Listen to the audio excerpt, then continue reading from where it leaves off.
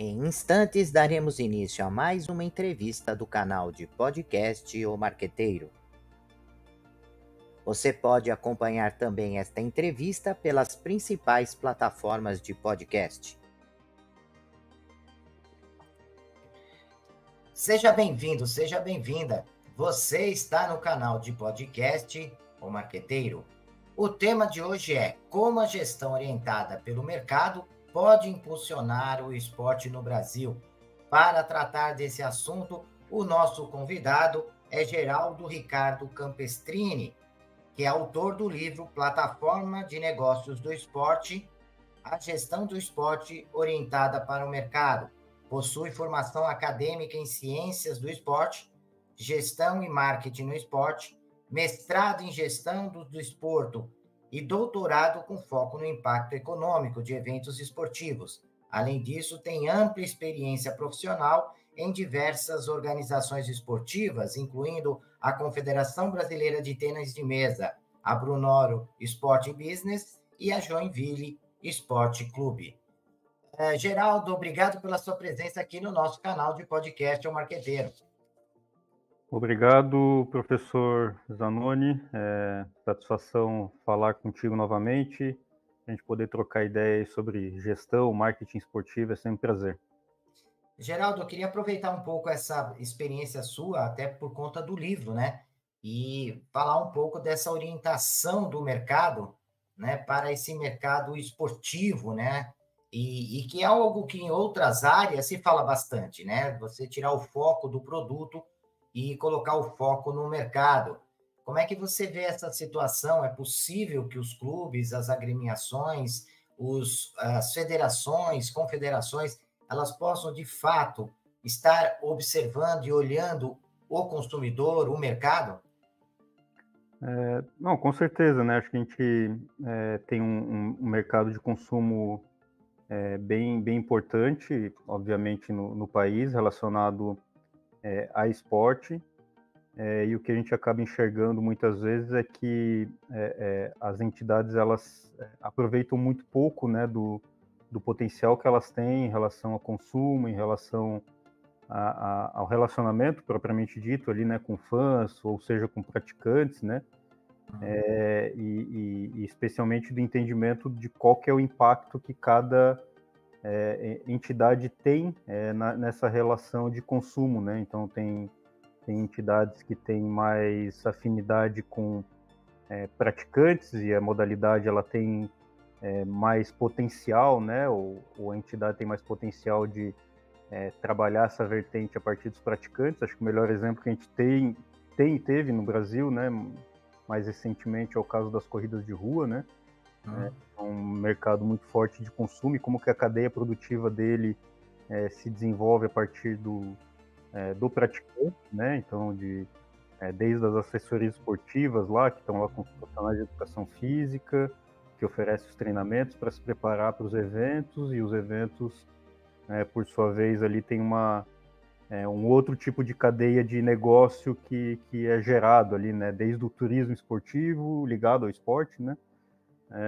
Até mesmo ali aquele consumo dentro do próprio evento. Até as modalidades que têm mais afinidade aí, em relação com o assistir, né? Seja na arquibancada, seja pela audiência gerada pelos meios de comunicação, aí, streaming, TV, etc. Então, esse entendimento aí, né, de como que o público consome as determinadas modalidades, as específicas, as suas modalidades, né, os seus esportes, é um fator fundamental para se posicionar bem perante o mercado e absorver esse mercado de consumo para si, né? E o que a gente tem visto, né, Geraldo, é que essa possibilidade que o esporte oferece, ela é real, mas, na verdade, no dia a dia as coisas não acontecem. A gente vê alguns movimentos do futebol que aproveita um pouco melhor essa questão mercadológica, né? Aproveita o fato de ter licenciamento de marcas, aproveita a relação com patrocinadores, né? Porque tem uma ampla exposição na mídia e se beneficia disso, mas a maioria dos esportes acaba sendo muito abaixo do potencial que ele oferece. A gente vê um pouquinho no voleibol, mas em certos momentos do voleibol, né? Quando está ali nas finais, chega nas Olimpíadas, que você vê um pouquinho mais de atuação do marketing, mas ainda deixa muito a desejar isso, né? Bom, acho que assim, quando compara até com o futebol, né? O futebol é um esporte de massa no Brasil, né? Então ele acaba que vira o concurso aí, né? De qualquer análise, e aí, óbvio que a gente pode e deve analisar ali as ações que são feitas, as estratégias que são implementadas frente ao mercado de consumo, e o potencial que ele tem, e, inclusive as eventuais perdas, né, por ineficiência ou estratégias mal aplicadas, eventualmente. E as demais modalidades acabam tendo quase que um perfil de nicho ali, né? Mesmo como citado aí o voleibol, né, que atingiu popularidade no Brasil aí por conta dos resultados das seleções brasileiras, os ídolos que foram sendo construídos ao longo do tempo. Mas de todo modo ele acaba tendo uma comunidade muito específica de consumo, né? Eu acabei vivenciando um pouco isso nos 4 anos ali que eu tive mais à frente da Confederação de Tênis de Mesa, e a gente consegue enxergar muito isso, né? Como que essa relação com a comunidade específica, né?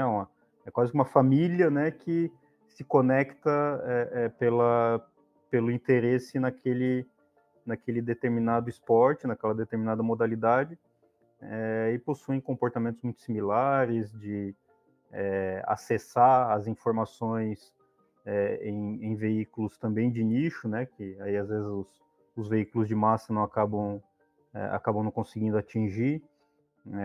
Os diálogos, né, os pontos de encontro, as formas que tem de celebrar, né, de conviver a modalidade, enfim, são comportamentos muito similares. E aí, para as organizações, elas precisam entender, né, quem que é esse público, e quando a gente trata de nicho, a gente tem que saber aproveitar o máximo possível, extrair o máximo possível desse público, né, se ele, enfim, se no futebol talvez a nossa margem de erro pode ser maior, né, porque tem um apetite muito maior de consumo, né, embora essa minha fala não seja tão adequada, mas tem um pouco mais de margem, né, de acertos e erros, né? No nicho você tem que saber aproveitar o máximo possível daquele público e tentar aumentar, né, a massa crítica por meio de outras vertentes, né? De diálogo com diferentes públicos, de transformar determinadas práticas para elas serem mais fáceis de consumir, né? Então, os esportes aí tem se reinventado de alguma maneira para poder ser mais fácil de ser entendível por quem não está tanto no dia a dia, ou ser mais rápido, né, para atingir um pouco mais as novas gerações aí que tem tudo na mão e a velocidade muito maior de consumo, enfim, então são as estratégias aí que as modalidades acabam absorvendo para poder impactar mais gente, né? E você fala sobre gestão orientada pelo mercado, né? E o mercado esportivo não se restringe apenas aos torcedores, aqueles que vão a campo, que óbvio, né? Tem que ter uma atenção especial, tem que entender aquilo como um evento, mas também tem aquele torcedor que está em casa, que está acompanhando aí pela TV, ou está lá no rádio, ou está na internet, no stream, né? Que são consumidores que muitas vezes têm necessidades diferentes em relação a essas modalidades esportivas. Mas esse mercado não é composto só disso, né? Nós temos uma preocupação com as empresas que colocam dinheiro, né? Os patrocinadores, e que as empresas ou as modalidades esportivas, os clubes, têm que ajudar essa modalidade, esses patrocinadores a ativar o patrocínio. Não é só colocar o nome da empresa na camisa ou colocar no estádio ou colocar no campeonato, no evento esportivo em si, mas tem que ajudar, tem que ser um trabalho de parceria. E parece que isso não é uma prática do mercado, né? De querer ajudar. Eu conversei recentemente com o Renan, que é treinador da Seleção Brasileira de Voleibol, e ele falava da preocupação dele como pessoa, né, de retribuir aos patrocinadores o investimento que foi feito, né, treinando também os atletas, numa entrevista, falar do patrocínio, né, elogiar o fato de que esses patrocinadores estão apoiando o clube, apoiando o time, mas não é uma prática que isso que acontece, né? Então, esse mercado não se restringe apenas aos torcedores. Nós temos as empresas patrocinadoras, nós temos os parceiros, a mídia, né, que também quer um bom evento para poder atrair a audiência. Então, assim, orientar para o mercado é enxergar esse complexo todo de empresas que orbitam no meio esportivo. É isso, né, Geraldo?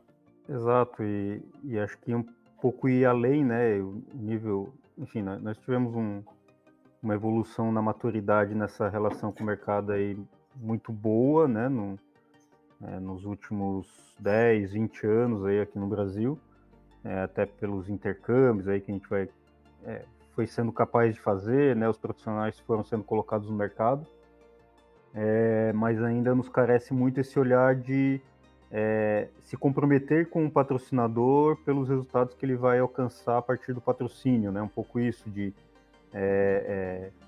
olhar para a conversão, né, o que representa ali uma exposição da marca para gerar, de fato, uma venda, né, que no fundo, no final do dia, é isso que as empresas estão preocupadas, né, obviamente, elas querem enxergar ali o esporte como mais um meio de comunicação, de mídia, enfim, de posicionamento de mercado, para poder vender mais, trazer mais clientes, gerar mais resultado econômico para si, né? Então, de fato, quando a gente olha para os mercados aí mais maduros aí, né, lá fora, praticamente todos, né, se não todos os contratos, eles têm cláusulas de performance, não da performance em campo ou na quadra, né, o performance em prol do patrocinador, né, o quanto que tem lá o FII, o valor fixo, né, e depois os variáveis que vão corresponder aos resultados que a entidade esportiva puder contribuir para a construção junto com o patrocinador, né? Isso é fundamental, essa é certamente aí a próxima evolução, até para que os valores, os contratos de patrocínio sigam crescendo, sigam evoluindo para as entidades esportivas, né? Acho que isso é algo quase que uma condição lógica aí, né, para a manutenção desses aportes. E a sua experiência como gestor, como consultor, como pesquisador, porque você é um autor do livro que trata justamente destas questões, na sua opinião, quais foram os desafios ao longo da sua carreira de implantar essas ideias, essas propostas nos relacionamentos que você teve com as entidades esportivas de uma maneira geral? Quais foram essas dificuldades ou até mesmo a oportunidade que você enxerga a partir dessa sua experiência? Acho que o grande desafio, né, quando a gente trabalha, né, um pouco mais conceitos acadêmicos, né, estudos um pouco mais aprofundados e a relação da prática, né, colocar em prática, é sempre aquele ponto de interrogação, muito bonito, essa sua ideia é muito bacana, muito legal, mas quero ver na prática, né, quero ver ela acontecendo, né. E na prática, o grande desafio, no fundo, é o controle de expectativa de tempo, né. Então, como que um projeto ele vai amadurecer, ele vai construir, gerar as primeiras conversões, os primeiros resultados econômicos, né, para poder se sustentar no tempo, né? Então, esse é o grande, talvez é o grande desafio do gestor, né? de controlar as expectativas, às vezes de uma presidência, de um conselho de administração, enfim, que quer as coisas tudo muito rápido, mas os projetos, via de regra, eles têm um tempo de maturidade que é normal, né? Seja para, às vezes, resgatar uma credibilidade no mercado, seja para as pessoas passarem a ter o hábito de consumo, né, de algo novo, enfim, então tem uma série de requisitos ali que precisam ser controlados para poder entregar o resultado. Isso acontece em qualquer área de mercado, né? Se você for abrir sei lá, uma padaria na esquina, por melhor que ela seja, ela pode fazer o melhor pão da cidade, mas se ela é uma marca do zero, as pessoas vão ter que mudar, né? Mudar o seu hábito de consumo, né? Vão ter que deixar de ir na padaria que iam anteriormente para poder ir na nova, vão falar com os amigos para dizer que aquele pão é melhor, enfim, vai levar um tempo até começar a ter uma curva efetivamente de resultado, né? Isso faz parte. E nas entidades esportivas acaba que fica alguns bons projetos, eu já vi muitos bons projetos morrerem no caminho por não ter tido a paciência, acho que a palavra é essa, né? A paciência de, às vezes, mais alguns meses, mais alguns dias, algumas semanas, para ele poder ganhar musculatura efetiva e ter perenidade, né? Ou entregar o resultado que você esperava. Né? Então, isso acontece, sei lá, seja de um projeto que nasça dentro de um clube para um fan token, né, que agora tá na moda aí, né, de falar em token para os torcedores, enfim, qual que é o tempo para isso dar um resultado? Até um evento, né, novo, às vezes demora 3, 4 anos para ele começar a dar resultados positivos, os patrocinadores terem o hábito de entender que aquele evento é legal, que é bacana, que vale a pena investir, enfim, é o processo, né? Então, voltando a responder objetivamente, o grande desafio é o tempo. É o tempo. Geraldo, tirando o futebol, né, que a gente sabe que é um universo à parte, muitas vezes, do ponto de vista do esporte, qual modalidade esportiva que você, na sua observação no mercado, considera que está mais próximo de um caminho ideal para a gestão do esporte, para uma gestão orientada para o mercado? Qual é a modalidade que está um pouquinho mais organizada, tirando o futebol, não que esteja organizado o futebol, é que a gente, quando discute o futebol, coloca nessa panela esporte, modifica muita coisa, né? Porque queira ou não queira, tem a maior quantidade de investimento, então é massa, como você disse, né? É um mercado de massa, muita gente consumindo uma série de produtos, então, às vezes, até acaba escondendo muita ineficiência, né? E isso acontece, você vê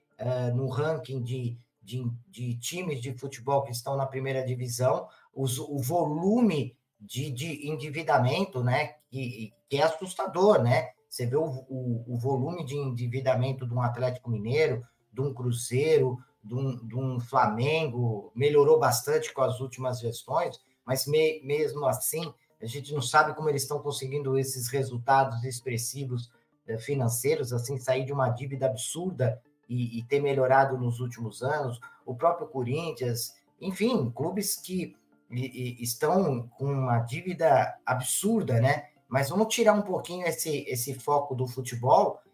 Qual seria a modalidade que, na sua opinião, está um pouquinho mais organizada nessa gestão orientada para o mercado? Essa pergunta é difícil de ser respondida, né?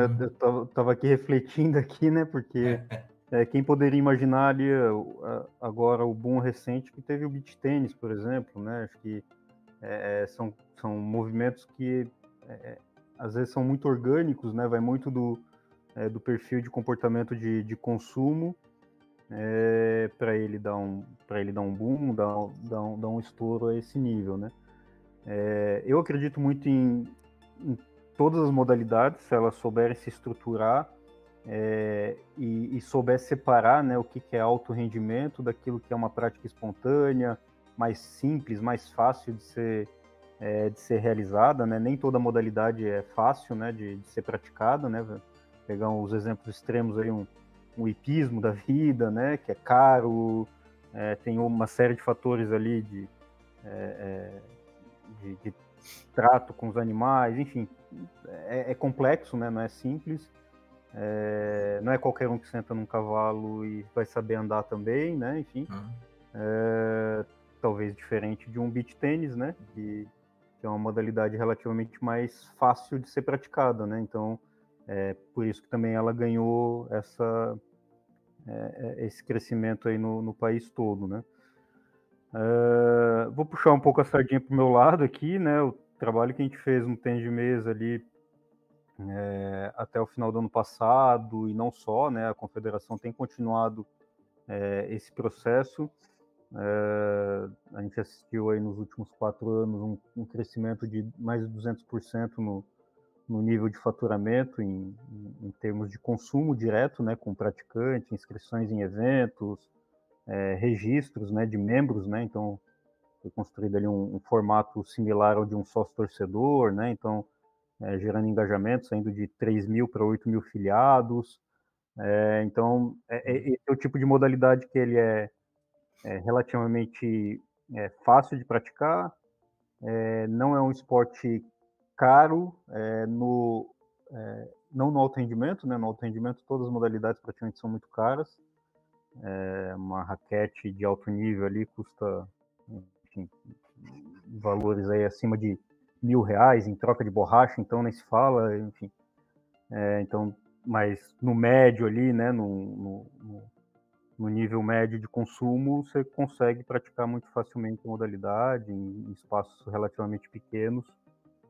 Você consegue fazer o jogo, lá o ping-pong, e poder ter o acesso à modalidade. Então, acho que é isso, né? As modalidades que elas conseguem enxergar essa possibilidade de atingir mais pessoas num jogo mais curto, num jogo reduzido, num consumo um pouco mais fácil, com certeza vão ser as que vão conseguir crescer e se sustentar no mercado por mais tempo, né? E ter um projeto mais consistente. E aí, para voltar talvez no futebol, né? Que o professor pediu para a gente evitar, mas é um mal comparando, né? As pessoas consomem o futebol de 11, mas certamente não praticam tanto futebol de 11, né? Não é tão simples de praticar o futebol de 11. Jogam futsal, jogam futebol 7, jogam futebol de areia, e depois as suas derivações, né? Um futevôlei, uma altinha na praia, né? São ou até propriamente a pelada na rua ali com os par de Havaiana virando trave, né? Então, é um pouco isso, né?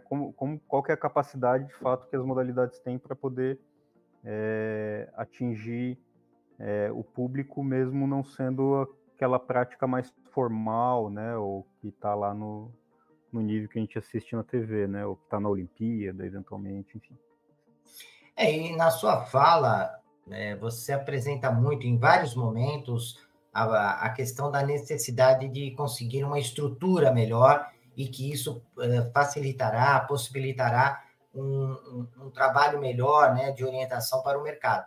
Essa estrutura que você coloca, Geraldo, diz respeito ao quê? A pessoas, profissionais, né, que possam ser absorvidos nesse mercado, que são mais competentes, que conheçam não só da modalidade esportiva, que é necessária, mas também conheçam de ferramentas mercadológicas, né? Saiba utilizar adequadamente as redes sociais, sabe utilizar uma estratégia, sabe desenhar uma estratégia de produto, saiba desenhar uma estratégia de comercialização, de distribuição, né? De comunicação com o mercado. É nesse sentido, essa estrutura é na captação de profissionais. Essa estrutura diz respeito as condições para treinamento, para prática da modalidade esportiva, como ginásios, estádios. Essa estrutura diz respeito à relação administrativa, cuidar mais das questões financeiras do clube, né? Tomar um cuidado maior. Essa estrutura que você coloca diz respeito a quê? Ou é um conjunto de tudo isso? Depende do enfoque, né? Eu lembro que eu tinha uma apresentação um tempo atrás que as pessoas pediam muito estrutura. Quando fala estrutura, pensa em estrutura física, né? Enfim, piso esportivo de alto nível, equipamentos e assim por diante, né? E aí eu brincava lá com precisamos de mais CTs, né? Ponto de interrogação. Sim, cérebro e trabalho, né? Precisamos de gente que entenda e que desenvolva boas metodologias, né?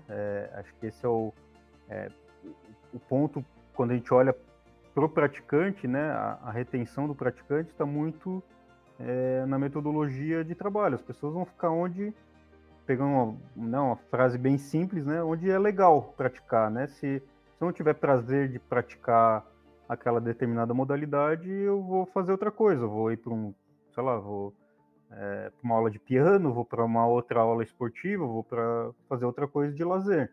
Né? Então, a metodologia, a atividade ali em si, que é o produto final, tem que ser agradável, né? Muito por isso que eu acredito muito o crescimento ali do beach tênis é isso, né? Uma modalidade relativamente fácil de ser praticada, legal, né? Num ambiente descolado, né? As pessoas construíram os ambientes de forma mais bacana ali para ter o convívio com outros pares, e é muito alicerçado nesse processo que a modalidade cresceu. Quando a gente olha para o alto rendimento ali, né, que está na ponta da pirâmide, daí sim, a gente precisa de estrutura física, precisa de, enfim, os pisos esportivos de alto nível, iluminação adequada, parte de equipes multidisciplinares aí, de medicina, de tudo que corresponde à melhoria da performance do atleta, né? Então, acaba necessariamente passando também pela estrutura física, né? Então é isso, mas né, quando a gente olha ali, né, o orientado para o mercado, quem consome de fato não é o atleta de alto rendimento, né? O atleta de alto rendimento lá é um produto, é mais um produto, né, que pode ser trabalhado ali como mídia, né, como atratividade para gerar algum engajamento, mas o consumo vai estar lá na base da pirâmide, que é o pessoal indo no dia a dia, numa determinada prática, participando de eventos e assim por diante. Né? E eu lembro, né, que até alguns anos atrás, quando você perguntava para um jovem, né, e ele era questionado, né, se ele gostaria de trabalhar com o quê, eles diziam, né, uma boa parte deles dizia, eu quero ser jogador de futebol, quero ser jogador de vôlei, eu quero ser uma pessoa na área da natação, enfim, falava das diversas modalidades esportivas, né? E hoje em dia é interessante porque eu leciono em alguns cursos de graduação, de pós-graduação, em disciplinas específicas ligadas ao esporte, e esses jovens, de uma maneira geral, eles falam, olha, eu gostaria de ser a pessoa que cuida da agência de comunicação do marketing esportivo, eu quero trabalhar com direito esportivo, eu quero trabalhar com a parte de métricas esportivas ou de redes sociais vinculadas ao esporte, enfim, você começa a perceber que o interesse dos profissionais, eles saem um pouco daquela ideia de ser o produto diretamente ligado ao esporte, ou seja, ser o atleta, mas começam a pensar em todas as atividades que orbitam o esporte. Isso é interessante, porque você vê o aparecimento, né, nos últimos anos de diversas atividades que antigamente não existiam, né? E que hoje formam um mercado esportivo gigantesco em termos de possibilidade, né? Exatamente. São profissões que foram sendo geradas a partir dessa necessidade de profissionalização, de evolução do mercado, né? São atividades que nem se cogitava existir lá atrás, né? Então, porque elas não existiam de fato, né? De maneira organizada, como a gente tem hoje, né? Com essa visão. Então, a gente vê algumas profissões que conseguiram criar o seu próprio mercado, né? Outras que evoluíram ao longo do tempo ali, né, por diferentes necessidades, e acabaram se especializando, né? Então a gente tem um aprofundamento nesse sentido, e é natural ali que nos jovens comece a despertar esse interesse, né? Então, desde a parte de estatística, né? Muito provavelmente agora despertada pelas apostas esportivas, então, né, e um cartola da vida, né, antes das apostas lá, um cartola, né, a molecada começou a brincar um pouco com isso, e poxa, como é bacana, né, cuidar de estatística, análise de desempenho, análise de jogo, onde que eu encontro essa profissão, como é que eu me especializo, daí vai lá, vai fazer uma faculdade, ou de educação física, ou vira um estatístico, um matemático do esporte, né, alguma coisa nesse sentido. O vôlei, né, que o professor citou muito bem ali, acho que foi muito precursor nisso, né? Eu lembro lá já da década de 90 ali, quando o futebol nem falava ainda em equipes multidisciplinares, né? Basicamente se tinha ali, era técnico, preparador físico e às vezes um fisioterapeuta, um médico que aparecia ali, né? E depois, enfim, as equipes cresceram absurdamente como estão compostas hoje, né? Então é isso, foram ganhando relevância, né? Um Football Manager lá, né? FIFA Manager, despertar interesse pela área de gestão, né? Como é que se constrói os conteúdos, né? Enfim, o Moneyball, né? O Moneyball popularizou um pouco a relação de um executivo de futebol, um executivo esportivo, né? Que é o cara que olha estatística para poder montar uma equipe que gere performance, né? Enfim, é um pouco isso, né? Geraldo, nós estamos chegando ao final da nossa entrevista. Queria que você deixasse uma palavra final, um contato, uma forma das pessoas se encontrarem aí nas redes sociais, conhecer um pouquinho mais do seu trabalho. Legal. Bom, acho que de palavras finais aí do nosso mercado, né? O mercado continua sendo promissor e em franco crescimento. Sempre uso essa associação, né? Se marcas internacionais desembarcar e continuam desembarcando no Brasil, é porque nós temos um mercado muito importante aí de consumo no esporte, né? Eu vou citar algumas delas. A NFL tem escritório no Brasil, NBA, as escolas de futebol aí, né? Desde um PSG, a Barcelona, enfim,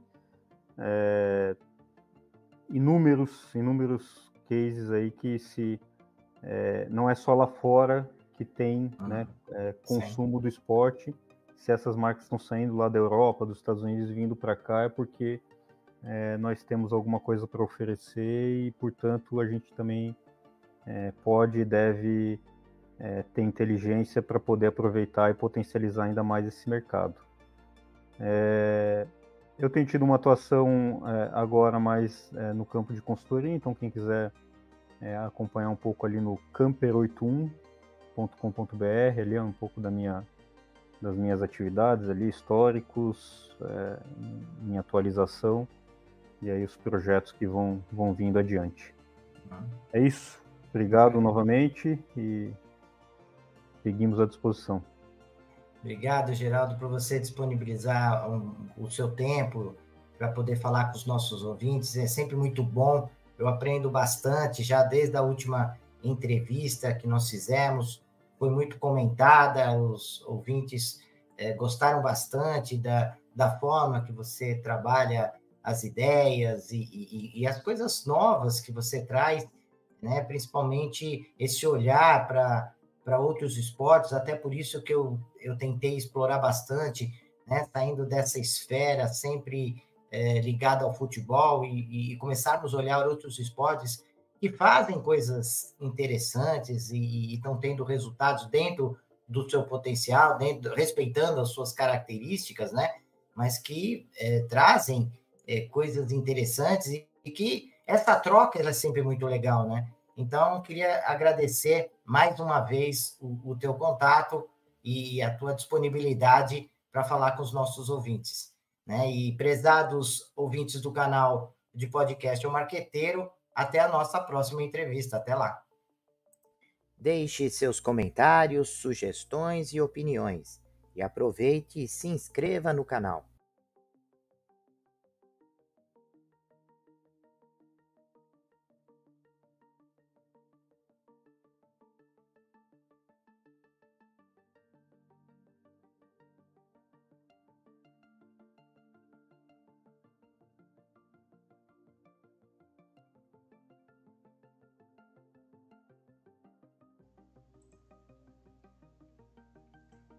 Olá, profissionais de marketing e gestão, estudantes e empreendedores.